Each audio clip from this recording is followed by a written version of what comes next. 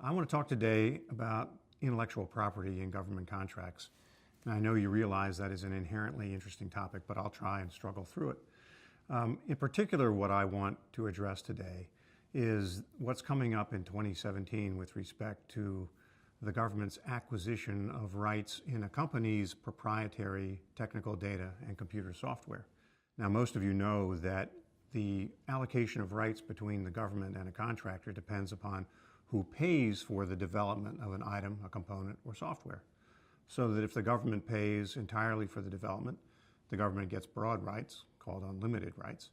And if the contractor, on the other hand, pays for the development with its own funds, meaning not money under a government contract, then the contractor can restrict the government's rights in software or limit the government's rights in technical data. That's been true for a long time. And some companies struggle with understanding exactly how that allocation works and how they have to mark their documents to make sure they preserve their rights. But what happened about 5 years ago is that Congress lived up to the maxim that no person's life, liberty, or property is safe while the legislature is in session, and they changed substantively the statutes having to do with data rights for contractors under government contracts. In particular, they focused on the Department of Defense. And here's why.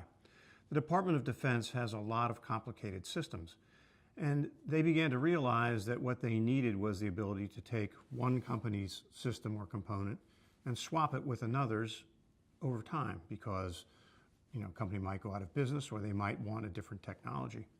It's called plug and play, or these days it has the fancy name of modular open systems approach or open systems architecture. And that means the government says, well, if I'm going to do this, I'm going to need a certain level of technical data and software that will allow one company's information to pass to another component. For example, if I have software, the software of one company might not be the same as another, even though it's operating in the same system. So the government has to figure out if it wants to have open systems architecture, how does it do that? The only way that it can do it is to get contractors to provide to the government information, software information, hardware information about the connections between pieces of equipment. The difficulty is that a lot of that information has been developed by companies at their own expense, with their own funds, and they're entitled to limit or restrict the government's rights in that. What does that mean? It means that the government cannot take those sorts of data and give it to another contractor to allow the other contractor to put its equipment or software in place of the original contractors. So what does the government do? Congress passes a law that says, well, even though ordinarily you would have the ability to limit or restrict our rights in this data because it's proprietary to you, we're not going to let you do that anymore. So the government did this, Congress did this in 2012. And they said essentially, we're going to create a new category of data called reintegration and segregation data. Now, nobody knew what that meant. Those terms were unheard of in the law of data rights. They said, what we're going to do is if you have these things called segregation or reintegration data, we are going to be able to give it to your most vicious competitor because we need to do that in order to have modular systems. The difficulty was, among other things, Congress didn't define what they meant by segregation or reintegration. They left it to the Department of Defense, those poor guys, to try and figure out regulations to get this done. And along the way, Congress said, it also seems to us that over time, we might need these kinds of data 4 years or 5 years or even 10 years from now. How are we going to do that? Well, there's a set of regulations that have been in place for a long time that say the government can ask for data 3 years after a contract is over if it was generated in the performance of a contract, which sort of makes sense. The government almost certainly will have paid for it. The government may have forgotten to ask for it, so they can ask for it later. Congress said, yeah, but we're not sure 3 years is long enough. We think it ought to be perpetual. So they got rid of all the time limitations, which caused a lot of alarm because in the law, not a lot of things go forever. And Congress said, we think we want to broaden it too to include information, data, and software, not only that was generated under the contract, but the contractor may have utilized in the performance. And that gets really troublesome because a lot of contractors utilize software from third parties. Think about the commercial software people use from Intel or Microsoft. And that would mean that the contractor would have to give certain rights in that, which contractors either don't have or can't get. So this caused a lot of consternation, not only in industry, but also at DOD. DOD had to try and figure out how to do what Congress wanted them to do in a way that didn't completely trample the intellectual property rights of contractors. And they did a pretty good job. I usually don't say that about DOD, but this time they did a pretty good job. They came out with proposed regulations in the summer of 2016 that struck a pretty good accommodation among the competing interests between Congress and industry. What they did was they said, well, we can't define it exactly, but segregation or reintegration data and software means something other than form, fit, and function data. Now, form, fit, and function data, people know what that is, at least in this world. It's those things that allow you literally to plug something together.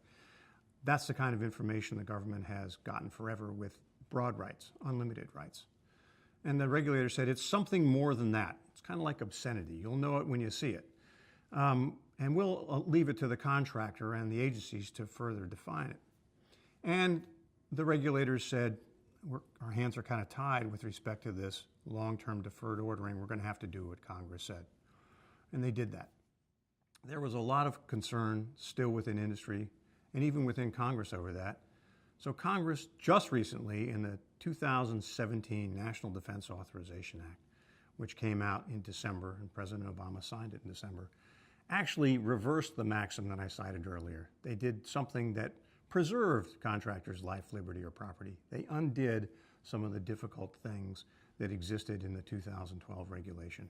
And here's where it gets important for you. What they did was they kept in the idea of segregation and reintegration data, but they narrowed it. They said it's only going to be those data that are clearly necessary for an interface between things, as opposed to anything the government might say it needs. It narrowed it to specifically to interfaces.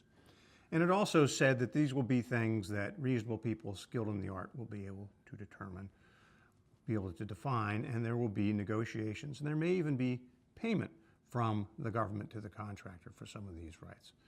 They reined it in considerably.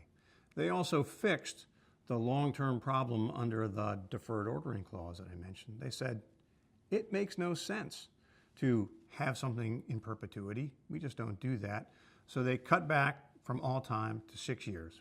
Now that's longer than the current regulations, which give the government 3 years to ask for this. But 6 years isn't bad. And it sort of makes sense because these programs can run for a long time and they might actually need this stuff. But more importantly, they got rid of the requirement that contractors have to give up rights in things that were utilized in the performance. They eliminated that. So they've reset back to where we have been for a long time. And that is, if a contractor has generated something in the performance of a contract and it fits the definition of segregation or reintegration data, then the government is going to get broader rights in it. How broad? Well, they're going to be allowed to provide your proprietary information to a competitor. And that's not great if you think about it in the long run. Although the competitor can only use it for those purposes. At least that's the theory. One wonders whether something that gets in the head of a competitor's engineer can actually be deleted. Probably not. It also raises interesting questions about software. One of the things that has been done in these regulations is to say this segregation and reintegration data clearly will be software or include software, but that also might include source code. And many of you may know that source code is the most closely held aspect of software. Now, your competitors may be given a right to get to your source code. It remains to be seen how this is all going to shake out, but it's a risk for you. And what companies need to do now is to think ahead. They need to think, what are the kinds of data and software that I might be willing to identify myself as segregation or reintegration data and start working around that to segregate it themselves from their own proprietary information, box it off. So when the government approaches them and says, as we know they will, we now want this, we want you to give it to us, you will be able to identify it to the government rather than having the government identify to you what it is they think they need. It will give you an advantage. Plus, with respect to things like technology and software, it will give you the ability to work around and preserve your proprietary interests in your drawings, your blueprints, and your software for things that you haven't identified as segregation or reintegration data. So it will require companies to think more carefully even than they have in the past about how they handle their proprietary information.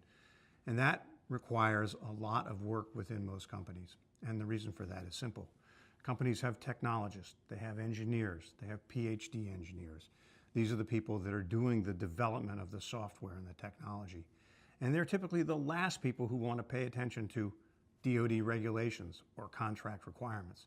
So that means that you, as a company, are going to have somebody working with your technologists so that they can identify for your contracts people and your program personnel and your lawyers what it is that you believe is appropriately categorized as segregation and reintegration data, work with that, mark it correctly, and be able to approach the government with a well-defined plan for how you think this should be handled. Now, if this sounds easy, I don't know if it does or it doesn't, it's not going to be easy. It's going to require even more attention than you've paid in the past to these kinds of issues, but you are going to have to pay attention to it.